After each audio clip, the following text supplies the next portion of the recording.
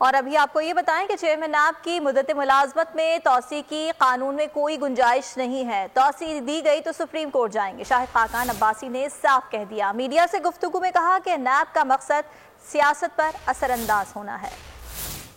میں تو بار بار کہتا ہوں کہ نیب کی عدالتوں میں کیمرے لگائیں, لائیو پاکستان کے عوام کو دکھائیں یہ تماشا ہے کیا. نیب کا واحد مقصد ملک میں سیاست کو اثر انداز ہونا ہے, سیاستدانوں کو توڑنا ہے اور ان کی وفاداریاں بدلنے کی کوشش, ان کو دبانے کی کوشش ہے. یہ واحد مقصد ہے نیب کا. اس سے پہلے بھی نیب کے چیئرمین لگتے رہے, 20 سال سے لگ رہے ہیں. آج کیا ضرورت پیش آئی ہے ایکشن کی؟ یہ قانون کے خلاف ہے یا پاکستان میں اہل لوگ ہیں. یہ معاملہ بدنیتی پر مبنی ہے. یہ بات سپریم کورٹ تک جائے. قطر کا معاہدہ قطر نے رشوت دے کر کیا تھا.